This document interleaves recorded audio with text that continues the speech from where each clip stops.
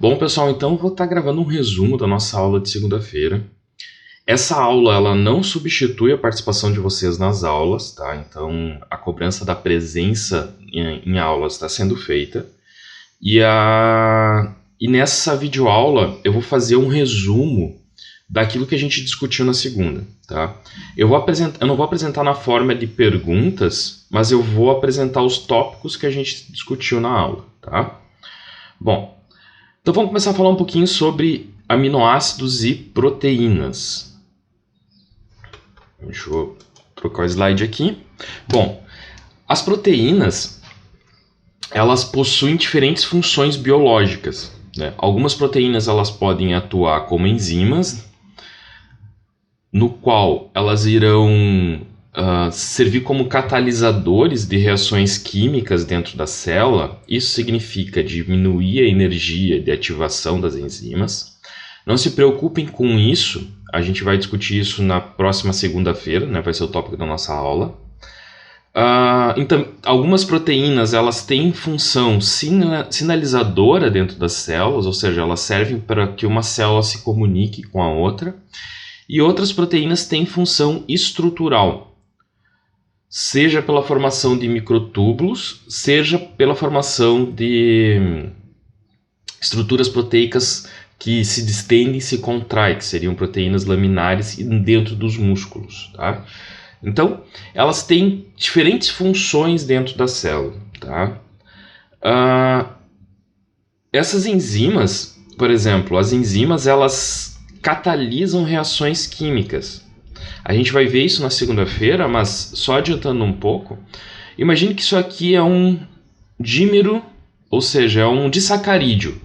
Isso aqui seria uma glicose, isso aqui seria uma frutose, tá? Formando uma sacarose. As leveduras possuem algumas enzimas chamadas sacarases, né? Que são enzimas que degradam sacarose, no qual elas conseguem romper a ligação que existe entre a glicose e a frutose, formando dois açúcares, dois monômeros de açúcar separados, tá? Isso ocorre por quê? Porque numa condição, se não houvesse a enzima para fazer essa reação, seria necessário muita energia para que ocorresse a quebra dessa ligação aqui, que é uma ligação covalente. Só que essas enzimas elas fazem o quê? Diminuem essa energia de ativação e fazem com que essa quebra dessa ligação ocorra de forma mais rápida, fazendo com que ela aumente a velocidade de uma reação, tá? Aqui um exemplo de sinalização entre dois micro-organismos, né, que é o chamado fator killer, tá? Isso ocorre em algumas leveduras vínicas. Então, o que é esse fator killer? São pequenas proteínas, né, ou glicoproteínas que são sintetizadas por essas leveduras e são excretadas para o meio externo da célula. E essas proteínas fazem que, por diferentes mecanismos, a célula acabe não se dividindo, a célula de uma outra levedura acabe não se dividindo. Aqui eu tenho um exemplo no qual mostra uma placa de Petri, no qual tem um crescimento de um tipo de levedura, tá? E aqui eu tenho diferentes tipos de levedura que tem um fator killer positivo. Então, essas leveduras aqui estão matando essas aqui, tá? Aqui eu tenho os diferentes tipos de mecanismos que essas proteínas atuam dentro da outra célula. Eu não vou explicar isso agora porque isso é assunto para a disciplina de microbiologia analógica, tá? Além disso, ela vai ter essa função estrutural, né, que é a formação dos microtúbulos. O que são os microtúbulos? Eles são um esqueleto que existe dentro da célula das leveduras que faz com que ela mantenha a sua sustentabilidade, mantenha a sua forma, tá? Ela dê a sustentação para a célula e também ela permite que as organelas presentes dentro da célula se movimentem de um lugar para outro, se deslocando sobre essa estrutura de citoesqueleto. Se vocês forem ver o videozinho que eu deixei para vocês, a vida dentro da célula, ela vai mostrar bem direitinho a formação desse citoesqueleto e como eu tenho uma mitocôndria se deslocando por esse citoesqueleto, tá? Aproveitem e deem uma olhada naquele videozinho que é bem legal. Bom, então vamos começar a falar sobre os aminoácidos. Bom, os aminoácidos, então, eles são o monômero, ou seja, eles são a unidade básica das proteínas. E esses aminoácidos, eles se ligam um aminoácido no outro por meio de ligações peptídicas, formando uma estrutura primária, que seria uma cadeia polipeptídica, tá? É como se fosse um trenzinho de aminoácido ligado um no outro. Então eu tenho um aminoácido, aqui eu tenho uma ligação peptídica, aqui eu tenho outro aminoácido, aqui eu tenho, entre eles se faz uma ligação peptídica, outro aminoácido e assim vai indo. Então eu tenho uma cadeia, um conjunto de peptídeos, tá? Quando eu tenho dois peptídeos ligados, ele é chamado de dipeptídeo. Quando eu tenho 3 ou poucos peptídeos ligados, eu vou chamar de um oligopeptídeo, quando tem um pequeno número de peptídeos ligados. E quando eu tenho uma grande quantidade, um grande número de aminoácidos ligados, eu vou ter um polipeptídeo, tá? Então, essa estrutura aqui, que seria um polipeptídeo, ele vai se reorganizar, ou seja, ele vai formar uma estrutura, ele vai se organizar dentro dessa cadeia, em alguns pontos da cadeia, tá? Não é em toda a cadeia, numa forma, né, que essa forma pode ser alfa-hélice, ou a gente vai ver quando for começar a falar de proteínas, e a gente viu segunda-feira, na forma beta, tá? Na forma folha beta.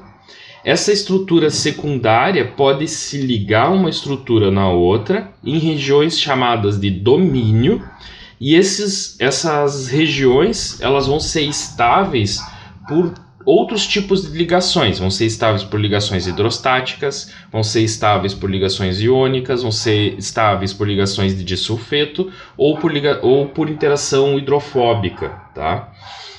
Essa estrutura terciária é essa estrutura terciária ou a quaternária que vai adotar a função biológica, ou seja, se ela é uma enzima, a partir do momento que ela se organizar numa estrutura terciária ou quaternária, é aí que ela vai adquirir essa função biológica, tá? Então, essas estruturas terciárias, elas podem se ligar uma na outra para formar uma estrutura quaternária. Tá? Então eu tenho uma estrutura primária, secundária, terciária e quaternária, tá? Sendo que essas duas aqui, elas vão ter a função biológica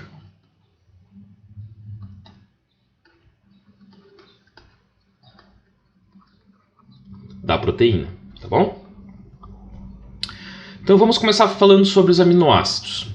Bom, o que é importante a gente saber saber dos aminoácidos para entender as proteínas? Bom, a gente tem que entender a sua estrutura básica, né? Então, como é que é a estrutura desses aminoácidos.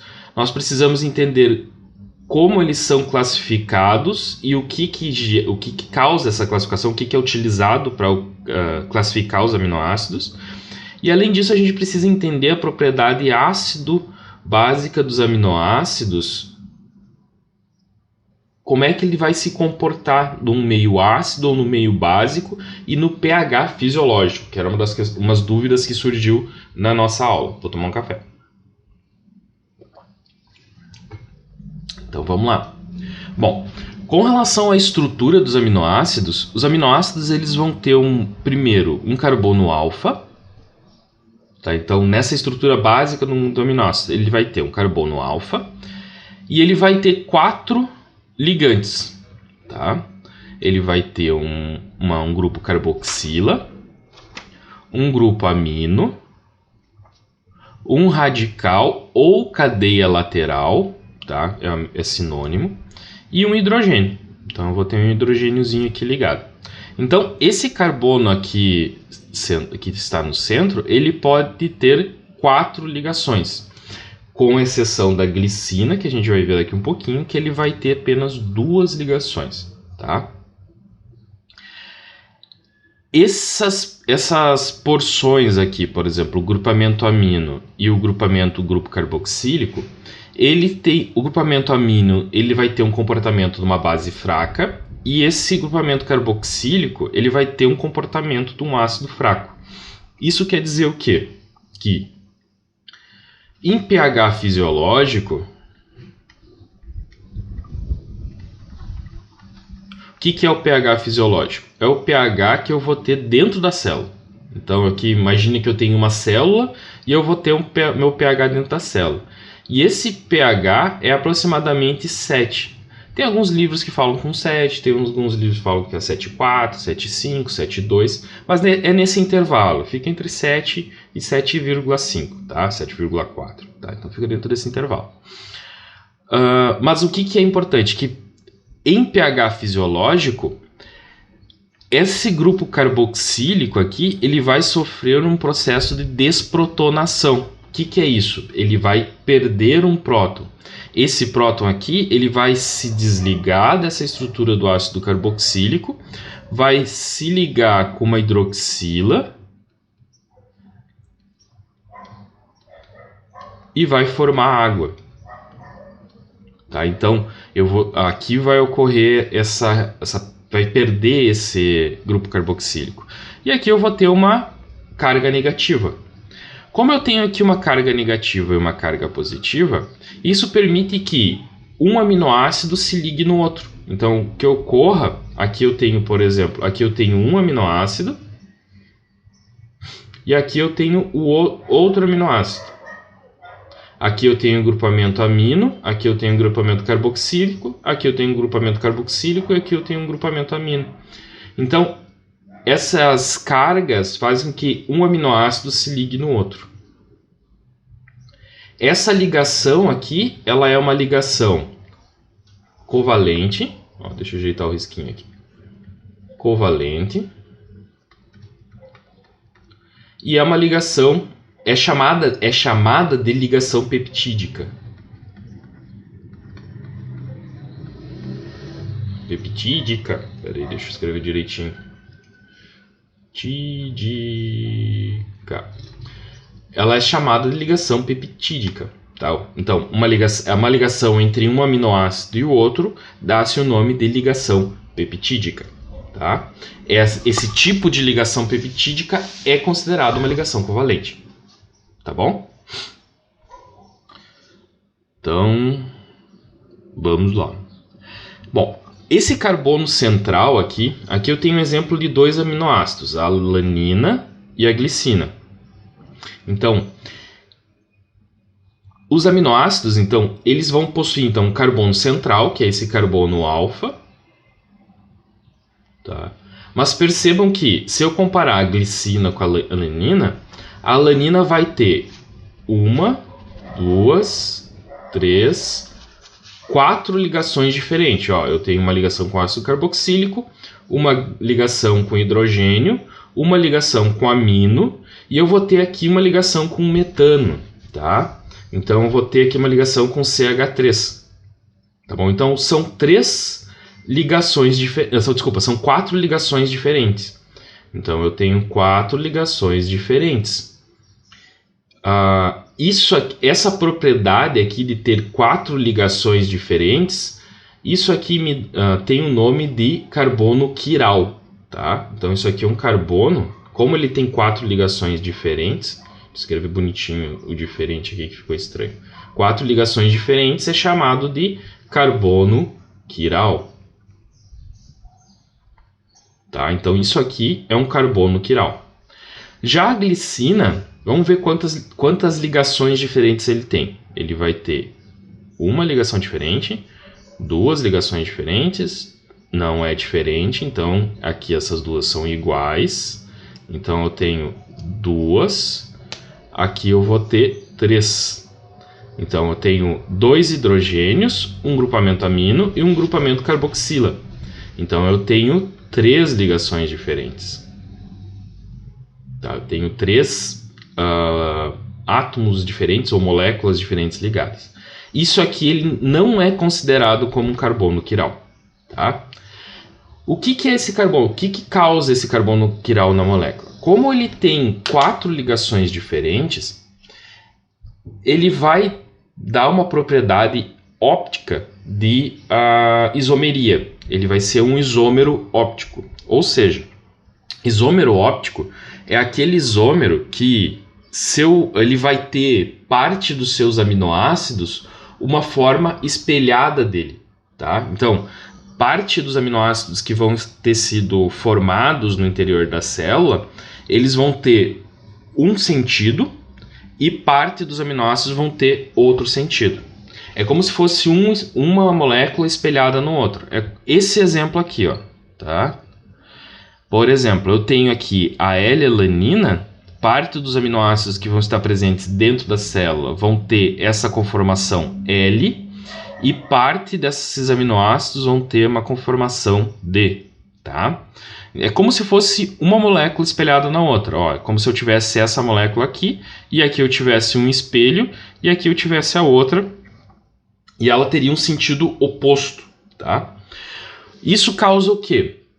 Primeiro, se essa alanina for precipitada numa forma de sal, se eu pegar uma solução saturada de alanina, evaporar toda a água, essa alanina vai se organizar na forma de um cristal, tá?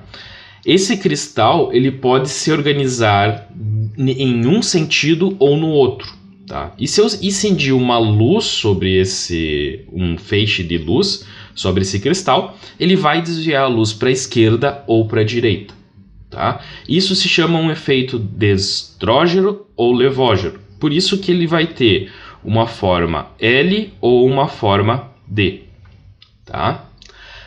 Apenas a forma L ela vai estar nas proteínas. A forma D ela não consegue se ligar nas proteínas, tá? Então eu só vou ter a forma L. E isso faz com que as proteínas tenham só essa forma L. Algumas estruturas, por exemplo, parede celular e algumas paredes de leveduras, possuem a forma D. Tá? Então, mas a grande maioria todos os aminoácidos essenciais que vão formar as proteínas são da forma L. Tá?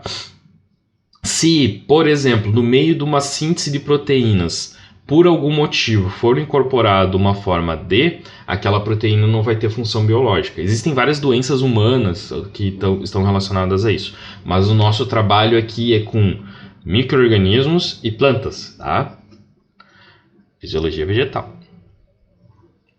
Bom, entendendo então essa estrutura que o aminoácido ele vai ter um grupamento carboxílico, uma amina, um radical e um hidrogênio ligado neles, né? Que esse carbono central, esse carbono alfa, tá? No qual vai estar ligado esses grupamentos, ele pode ter, se for um carbono quiral, ele pode ter uma forma D, destrógena, ou levógena, que são isômeros ópticos.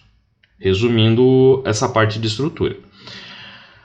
Com relação à classificação, a gente precisa, os aminoácidos eles são agrupados em razão, peraí que eu tô voltando, eles são agrupados em razão da cadeia lateral, né? Então, da cadeia lateral R. Dependendo das características da cadeia lateral, eu vou agrupar esses aminoácidos em aminoácidos de cadeia lateral apolar, aminoácidos de cadeia lateral polar, só que sem carga, aminoácidos de cadeia lateral ácidos ou aminoácidos de cadeia lateral básicos, tá? Então, eu tenho 4 grupos de classificação. Tem alguns autores que separam em mais classificações, por exemplo, Leininger adota outras classificações, inclui outras classificações, mas essas aqui são as classificações básicas, tá? Então vamos dar uma olhada nos aminoácidos de cadeia lateral apolar. Bom, esses aminoácidos de cadeia lateral apolar, eles vão ter na sua cadeia lateral, no seu grupamento R, uma substância que é considerada como apolar. Ou seja, elas não apresentam nenhum tipo de interação, ou seja, elas não protonam nem desprotonam, tá? Então elas não vão ganhar nem perder elétrons ou prótons, tá? Então eu não vou ter a possibilidade de ter uma ligação iônica nelas, tá? E também elas têm a característica de ser hidrofóbicas. O que quer dizer isso? Elas têm medo da água. Então, em reações hidrofóbicas, em moléculas hidrofóbicas, elas não conseguem se ligar com a água e acabam sendo repelidas pela água, tá? Se a gente for pensar o que é uma substância hidrofóbica, a gente tem que pensar no óleo. Pense em uma gota de óleo caindo na água. Ela vai formar uma espécie de uma bolinha de gordura na água. Essa bolinha de gordura se forma porque a molécula é hidrofóbica, tá? Em razão dessa propriedade de ser hidrofóbica, o que ela causa na molécula? O que ela proporciona? Que os aminoácidos em cadeia lateral apolar, eles vão ficar no centro da estrutura das proteínas quando elas estiverem numa solução aquosa. Isso quer dizer o quê? Que se eu pegar uma estrutura de uma proteína, no interior da proteína eu vou ter prioritariamente aminoácidos apolares, porque a água foi repelindo a organização dessa estrutura do aminoácido. Só que se eu tiver se esse aminoácido estiver numa solução, num meio lipídico, tá? Por exemplo, numa membrana plasmática, já ocorre o contrário. Esses aminoácidos que são hidrofóbicos, esses aminoácidos apolares, eles se ligam em óleo, eles são solúveis em óleo. Então, esses aminoácidos eles vão ficar numa porção da proteína mais externa, tá? Então, essa característica do meio vai determinar a posição do aminoácido, tá bom? Além disso, além dessa característica hidrofóbica, dentro dos aminoácidos apolares, existe um aminoácido chamado prolina, que ele é uma exceção dentro dos aminoácidos. Por quê? Ele é considerado um iminoácido, tá? O que é um iminoácido? É um aminoácido, na verdade ele não é um aminoácido, ele é um iminoácido, tá? Ele é uma estrutura que apresenta um grupamento amino secundário. Tá? O que é esse grupamento amino secundário? É um grupamento amino que tem 2 radicais ligandos com ele. Então, aqui no nosso caso, é 2 carbonos. Tá? Diferente, por exemplo, da alanina, que é um grupamento aminoácido, porque ele tem um grupo amino primário, ou seja, ele é um grupamento amino que está ligado apenas a um radical, nesse caso, a um carbono. Vamos aqui colocar o resuminho. Ó. Um grupamento amino primário, ele está ligado a um radical, no caso, um carbono. O secundário, ele está fazendo 2 ligações, então ligando a 2 radicais. E o terciário, ele está ligando a 3 radicais, tá bom? Legal? Então vamos lá. Deixa eu tomar uma água. Água não, café. O outro grupo de aminoácidos são aqueles que têm cadeia lateral polar, mas não possuem carga, tá? Isso quer dizer o quê? Que dentro desses radicais aqui, eles não vão se dissociar, ou seja, eles não vão se desprotonar.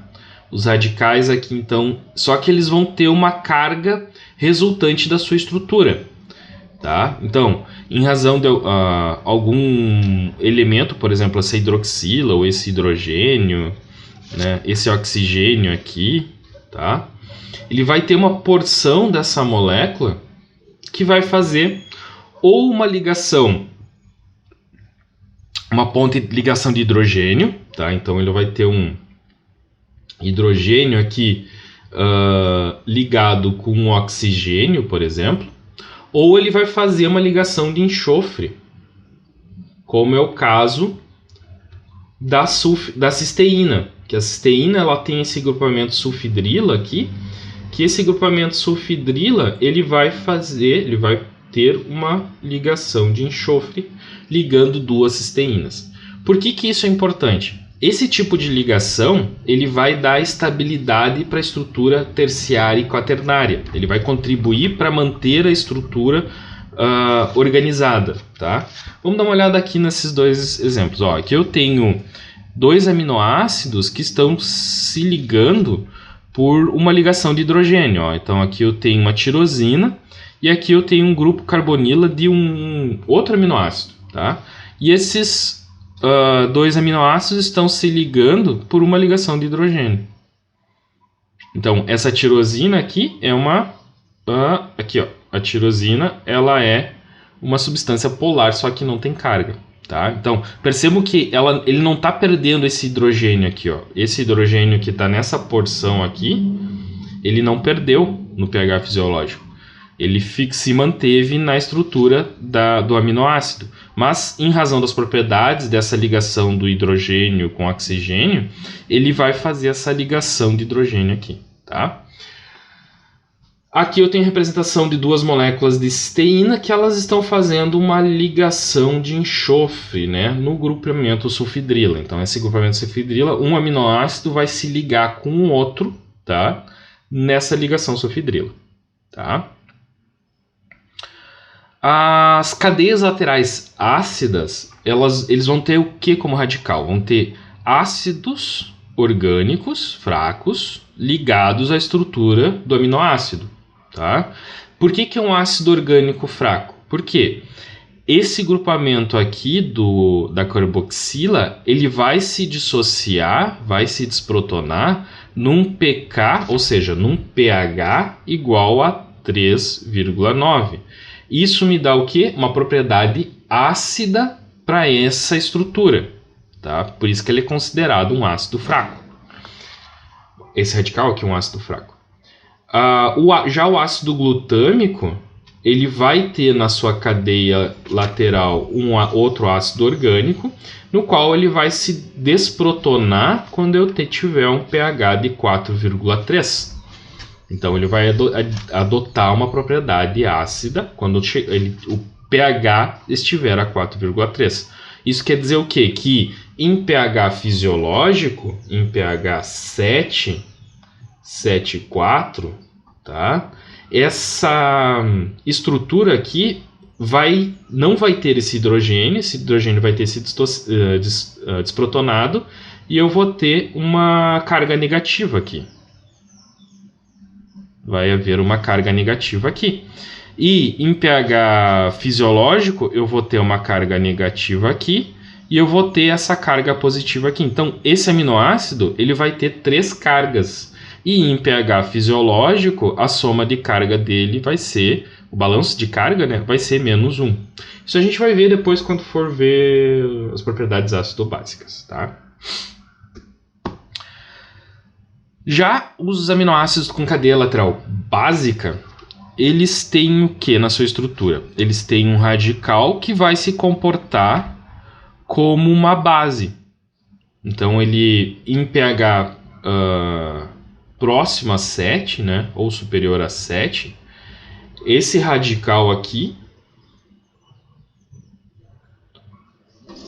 que possui um grupamento amino, né, esses radicais aqui possuem esses grupamentos amino aqui, eles vão se dissociar num pH um pouco mais elevado, né? Por exemplo, no caso da histidina, num pH de 6, no caso da lisina, um pH de 10 e no caso da arginina, um pH de 12,5. Então, essa dissociação aqui vai ocorrer quando o meio que tiver esse aminoácido atingir esse determinado pH. Isso quer dizer que em pH fisiológico, em pH 7, esses dois aminoácidos aqui vão apresentar essa carga, já esse aminoácido aqui não vai ter, mas igual ele tem essa propriedade básica. Tá bom? Então vamos seguindo em frente. Bom, pessoal, então com relação às propriedades ácido-básicas dos aminoácidos, a gente precisa entender o quê? Que os aminoácidos, eles se comportam como se fosse um ácido fraco, tá? Como é que é esse comportamento de um ácido fraco? Bom, aqui eu tenho um exemplo de um ácido fraco se dissociando em solução, tá? Aqui eu tenho a representação do hidrogênio, então aqui eu tenho o hidrogênio presente no ácido, e aqui eu tenho o ânion acompanhante desse ácido fraco, tá? Então vamos dar uma olhada como é que ocorreria, por exemplo, a dissociação desse ácido acético, que é um ácido fraco. Bom, o ácido acético em solução, ele ia se dissociar como? Ia se dissociar na forma de hidrogênio, então esse hidrogênio aqui, ó, ele iria se dissociar dessa molécula do ácido acético e ia formar um ânion acompanhante. Só que essa dissociação ela não ocorre de uma forma rápida, tá? Diferente de um ácido fraco, um ácido forte, um ácido fraco eu teria em solução uma alta concentração desse ácido e eu teria uma baixa concentração de hidrogênio e uma baixa concentração do ânion acompanhante, tá? E à medida que aumentasse o pH, ou seja, se eu colocasse uma base nessa solução, isso quer dizer, se eu adicionasse hidroxilas nessa solução, esse hidrogênio aqui iria formar água, esse hidroxila ia se ligar com esse hidrogênio formando água, e um hidrogênio aqui que estaria nesse ácido fraco iria se dissociar para manter o equilíbrio químico. Tá? Então, esse é o comportamento, esse é o processo de desprotonação, que também é chamado de poder tampão, ou seja, é a capacidade que um ácido fraco tem em variar o pH de uma forma muito lenta. Tá? Ele não vai, diferente de um ácido forte, que eu coloco um ácido forte no meio aquoso, rapidamente ele se dissocia e o pH baixa. Já um ácido fraco, ele vai demorar um tempo para ter uma mudança de pH, tá bom? A gente pode entender esse processo por essa equação aqui, tá? Que a gente estava discutindo na aula. Essa equação mostra o quê? Que o pH numa solução com ácido fraco, ele vai depender do coeficiente de dissociação de um ácido, mais o log da relação entre a concentração do ácido fraco pelo ânion acompanhante. Tá bom?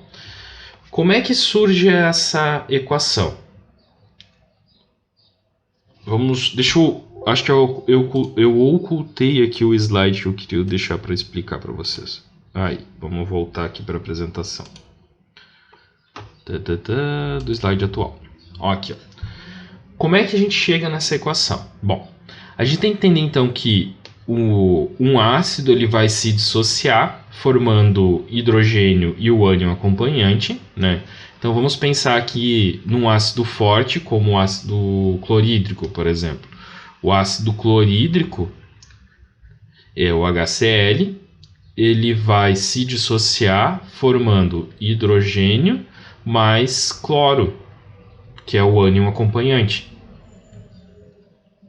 Só que o ácido clorídrico ele é um ácido forte. Quando eu coloco ele em solução, eu vou ter uma pequena concentração de ácido clorídrico e eu vou ter uma grande concentração de hidrogênio e uma grande concentração do ânion acompanhante.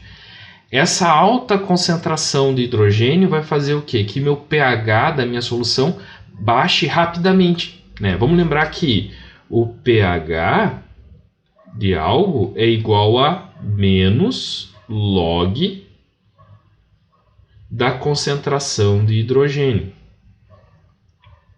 Tá? Então, o pH é uma relação da concentração de hidrogênio, ou seja, quanto maior a concentração de hidrogênio, menor vai ser o valor de pH. Tá?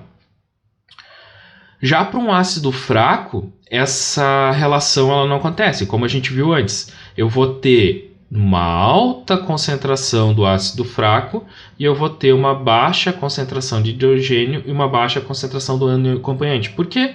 Porque ele vai se dissociar, vai se desprotonar de forma lenta. Ele vai liberar os seus hidrogênios de forma lenta.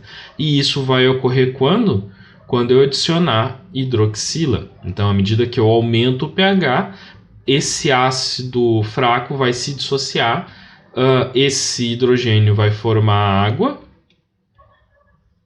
e o meu pH vai mudar lentamente. Tá? Isso significa que eu vou ter uma baixa concentração e um valor de pH mais elevado.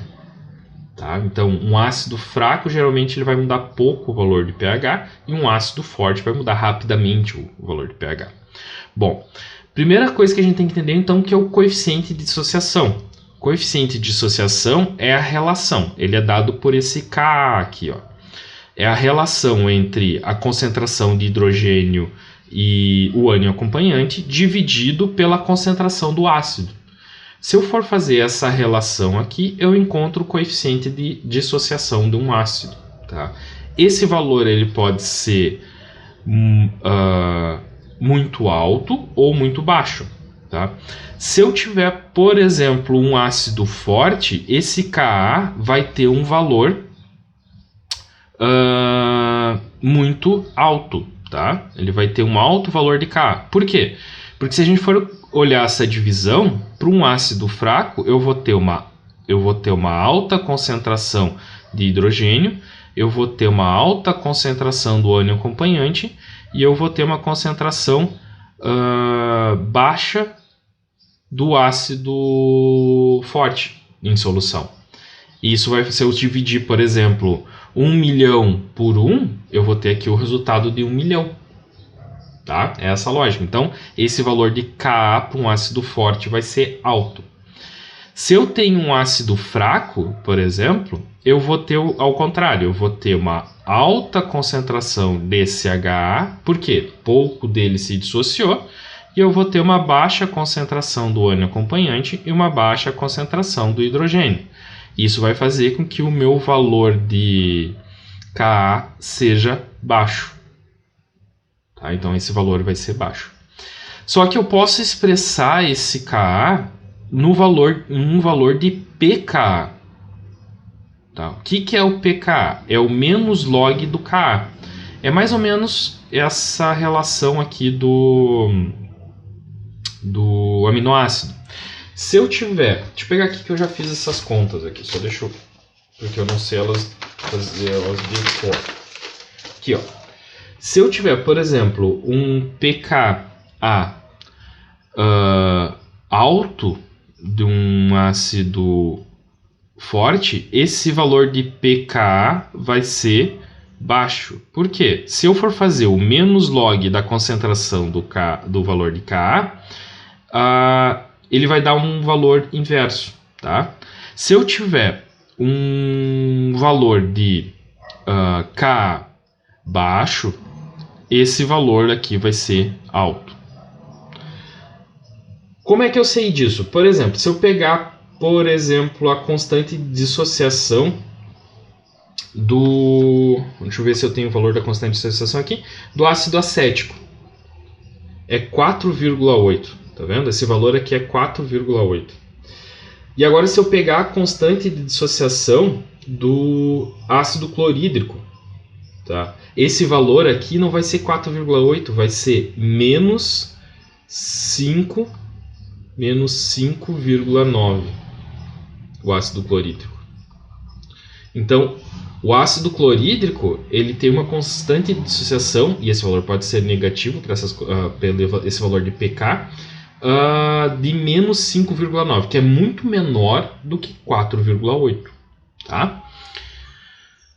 Bom, então, entendendo isso e entendendo essa relação aqui do Ka, eu posso fazer uma organização dessa fórmula. Eu posso, por exemplo, para descobrir o valor de pH de uma solução, eu posso isolar esse hidrogênio aqui, invertendo as relações, tá? Isolo o hidrogênio.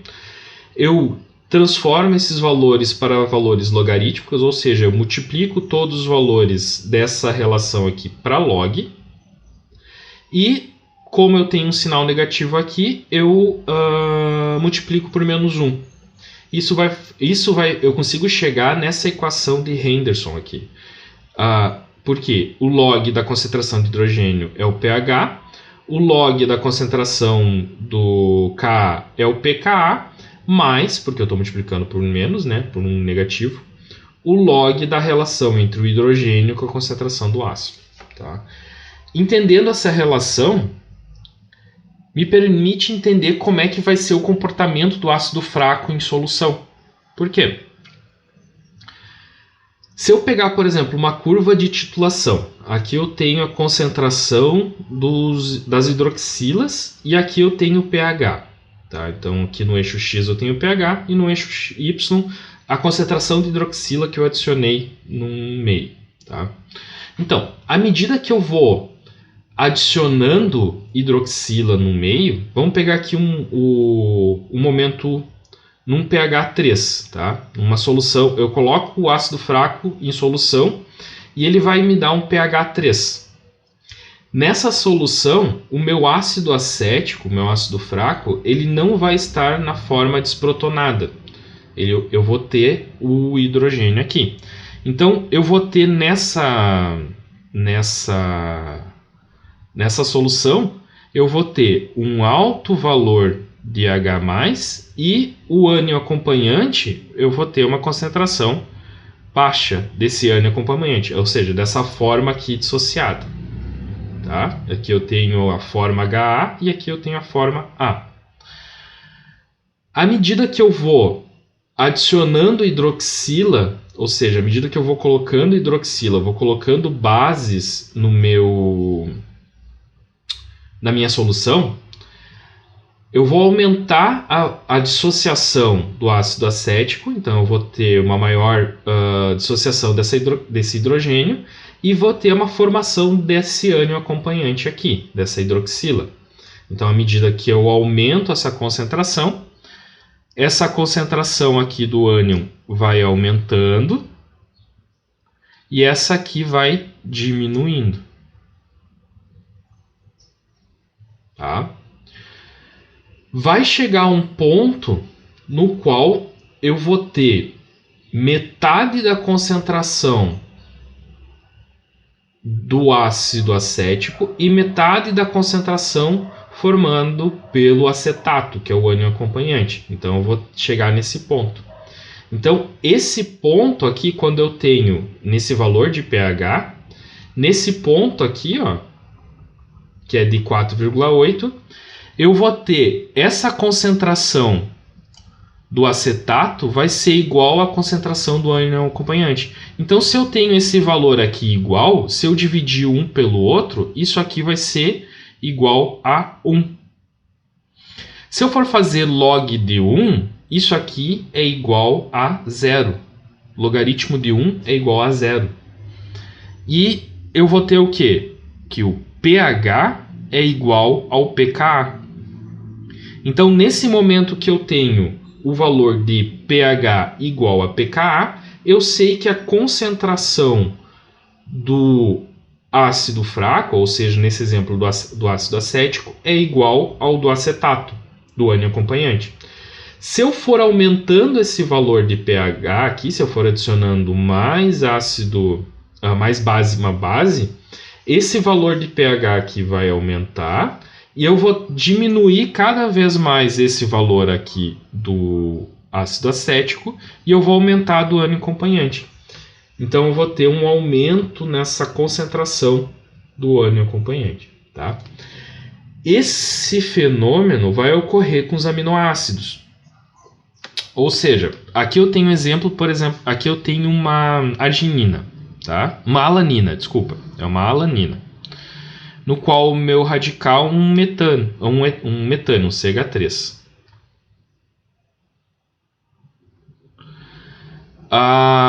um radical metil, né? Então, aqui eu tenho a forma da alanina. Quando ela está em pH 2, toda essa alanina aqui, toda a alanina, vai estar com o seu grupo carboxílico com hidrogênio, ou seja, ele não vai estar desprotonado. E o meu grupamento amino vai estar com um hidrogênio, um H+, tá? Vai estar com hidrogênio aqui. Então ele vai ter um próton a mais aqui. À medida que eu vou adicionando hidroxila, eu vou adicionando uma base, vai ocorrer o quê? Esse grupamento aqui vai começar a se desprotonar, vai se ligar com essa hidroxila e vai formar água. Tá? Então, vai chegar um ponto no qual eu vou ter a concentração dessa forma 1, da forma protonada da alanina, vai ser igual à concentração da forma desprotonada da alanina. Então, esse aqui vai ser o meu primeiro valor de pK. Então, esse vai ser o valor de pK desse grupamento carboxílico, que vai ser o pK1 igual a 2,3 para a alanina. Tá? À medida que eu vou aumentando o pH, né, da solução, quando eu atingir um pH mais ou menos próximo a 6, que é no caso da alanina, o que eu vou ter?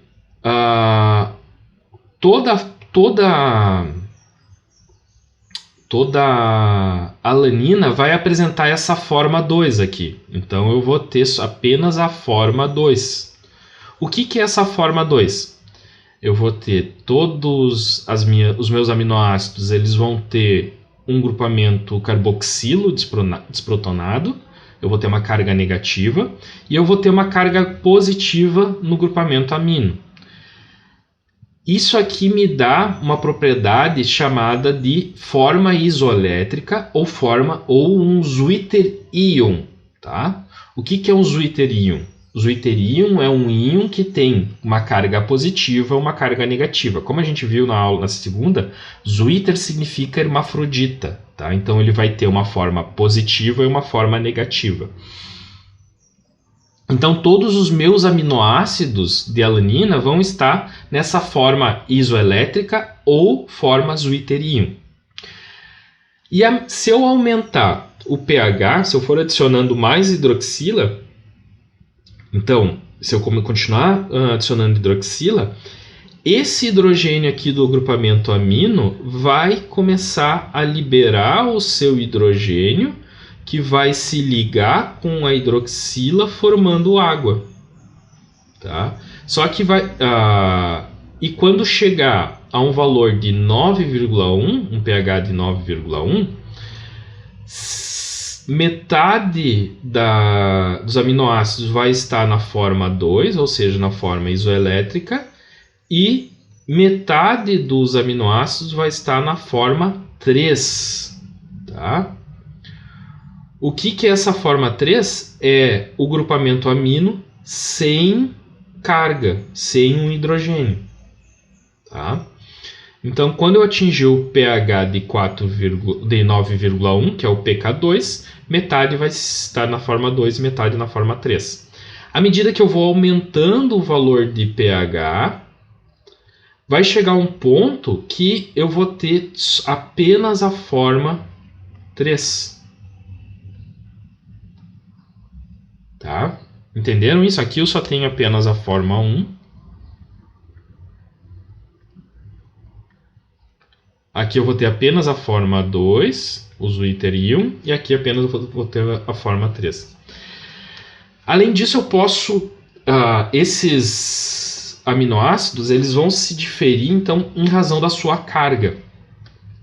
Se eu for somar todas as cargas aqui, ou seja, se eu for somar o número de maisinhos que eu tenho aqui, bom, aqui eu não tenho carga, aqui a minha carga é 0, aqui eu tenho uma carga de mais 1. Se eu for fazer o balanço, somar todas essas cargas que eu tenho nesse aminoácido, ele vai me dar uma carga líquida de mais 1. Por quê? Porque eu não vou ter nada desprotonado aqui e eu vou ter esse hidrogênio a mais aqui, então eu vou ter uma carga positiva. Nessa forma 3 aqui, eu vou ter esse grupamento carboxílico vai ter desprotonado, então eu vou ter uma carga negativa, eu vou ter o menos 1.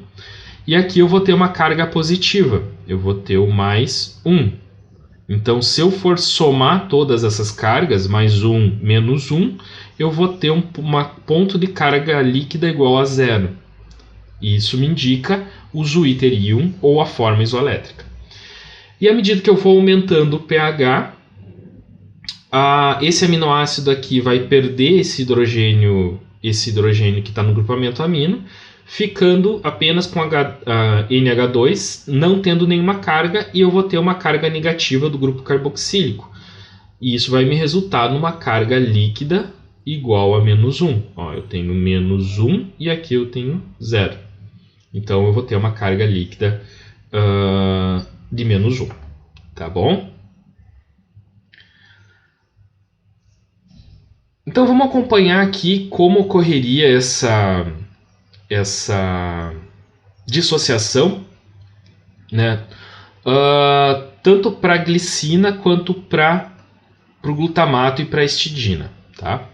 A glicina, como a gente viu, ela é um aminoácido apolar. E então o seu grupamento, o seu radical, ele não vai trocar íons ele não vai perder hidrogênio, ele não vai sofrer um processo de desprotonação, tá? Ele não vai perder e receber elétrons, tá? Então ele não vai ter carga e não vai ter nenhuma região polar que ele vai poder fazer nenhum tipo de interação. Então essa glicina aqui, quando ela está no ambiente, no meio aquoso, para todas as formas, quando eu tenho aqui um baixo valor de pH, aqui eu tenho 1, 2, 3, 4, 5, 6, 7, então eu tenho um pH próximo a 1 aqui, ó. Toda a glicina ela vai estar nessa forma 1, no qual eu vou ter um balanço de cargas igual a mais 1. Tá? À medida que eu vou adicionando hidrogênio, ou seja, eu vou aumentando a concentração de hidrogênio, vai chegar um ponto o que vai acontecer? Esse hidrogênio aqui vai se dissociar, vai se ligar com OH formando água, e eu vou ter a formação dessa carga nesse grupamento carboxílico. Vai chegar um ponto desse valor de pH aqui, que é um valor de 2,3, que eu vou ter, que vai ter 50% da concentração dos meus aminoácidos vão estar na forma 1 e 50% dos meus aminoácidos vão estar na forma 2. Então, metade dos aminoácidos vão estar nessa forma e metade vão estar nessa forma. Esse ponto aqui é chamado de ponto isoelétrico. Tá bom? Desculpa, é o pK1. Quando eu tiver 100% dos meus aminoácidos, todos os meus aminoácidos na forma 2, ou seja, uma forma onde que eu tenho uma carga zero, ó, eu tenho mais 1 menos 1, então aqui eu vou ter uma carga zero. Quando eu tiver 100% dos meus aminoácidos com carga zero, é chamado de ponto isoelétrico. Por quê? Porque é o momento, é o local, é o momento do valor de pH, no qual o meu 100% dos meus aminoácidos vão estar na forma isoelétrica, ou seja, vão estar na forma de um zwitterium, tá? E à medida que eu aumento o pH, vai ocorrer a dissociação desse hidrogênio aqui, vai ocorrer essa desprotonação, e eu vou ter um aminoácido na forma 3, que o meu balanço de cargas vai ser menos 1, tá bom? Então, sabendo disso, eu vou conseguir determinar o ponto isoelétrico. que vai ser o ponto isoelétrico? Vai ser a relação, tá? Vai ser a média, ponto isoelétrico, vai ser a média do pK1 mais pK2 dividido por 2. Tá? Então, nesse exemplo aqui, o ponto isoelétrico é igual a 2,34 mais 9,6 dividido por 2. Esse valor vai ser igual a 5,97. Tá? Esses valores mudam um pouquinho de acordo com o autor. No livro ele dá um valor um pouquinho diferente para a glicina. Então, como é que eu vou saber o ponto isoelétrico? Vai ser o ponto, tá? Vai ser... Para mim descobrir qual vai ser o ponto isoelétrico, eu vou ter que ver onde é que eu tenho a molécula com carga zero, tá? Que ela vai ter uma carga zero, ou seja, identificar dentro da reação aonde eu tenho o Zwitter íon e pegar os valores das constantes de dissociação que vão estar entre elas, ou entre esse ponto isoelétrico, tá? E fazer a média desse valor, porque vai ser o ponto médio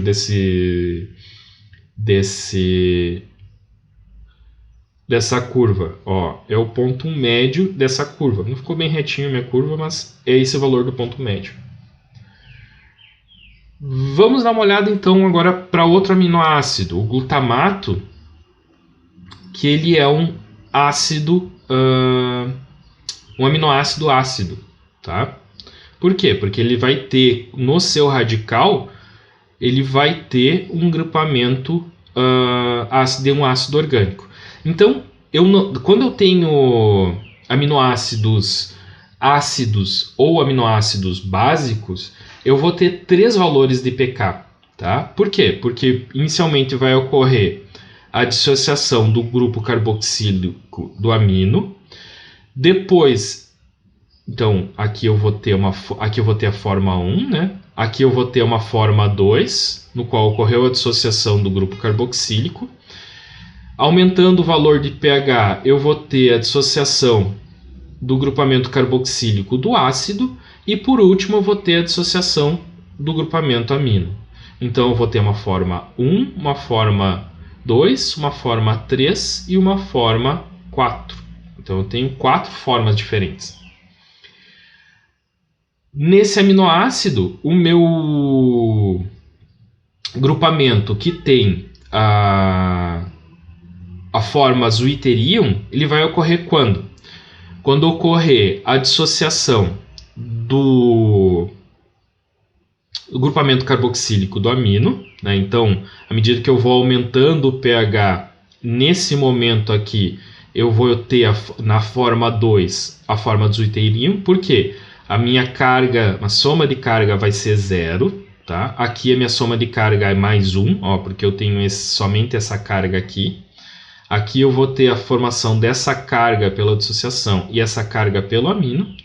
E à medida que eu vou aumentando o pH, vai surgir essa carga aqui, que vai me dar uma carga menos 1, ó, menos 1, mais 1, aqui se anula, né, corta com corta, aqui eu vou ter uma carga menos 1. E aqui eu vou ter uma carga menos 2, ó, vou ter 2 cargas negativas aqui, tá? Então, o meu Zwitter íon vai estar na forma 2. E para identificar o ponto isoelétrico, eu vou ter que pegar o pK, os 2 valores de pK que estiverem entre minha carga zero, entre meu ponto isoelétrico. Então, eu vou determinar o meu ponto isoelétrico pela média desses valores aqui. Então, eu vou pegar o pK1, o 2,19, somar com 4,25, dividir por 2, que vai me dar esse valor de 3,22. Tá?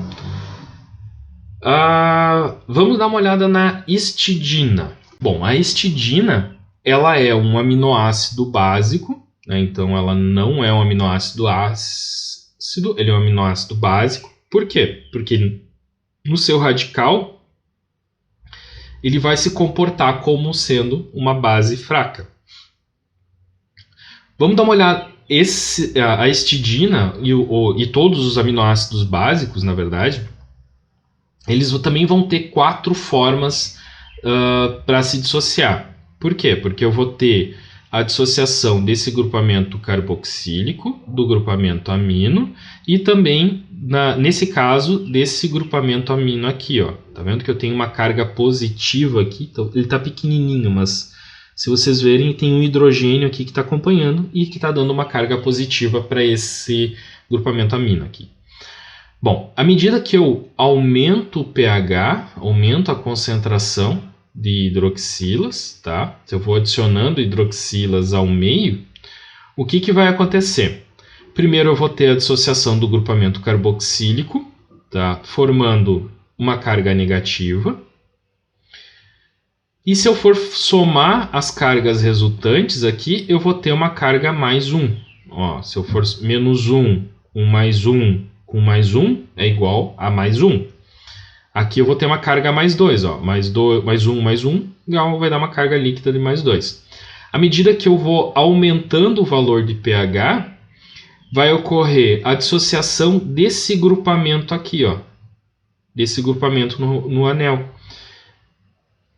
Então, eu vou ter dissociação desse grupamento, no qual a minha carga líquida vai ser menos 1 mais 1, vai ser igual a 0. Essa forma aqui é a forma do zwitterium, ou forma isoelétrica. E se eu for aumentando ainda mais o pH, vai ocorrer a dissociação desse hidrogênio aqui, e eu vou ter uma carga menos 1, que vai ser só a carga desse grupo carboxílico. Então, para determinar o valor do ponto isoelétrico, eu vou ter que fazer a média desses dois valores aqui. Ó. Vamos identificar no gráfico. Eu tenho aqui esse valor e eu tenho aqui esse valor. Então, se eu for fazer a média desses pKs aqui, eu vou determinar qual vai ser o ponto isoelétrico. Tá?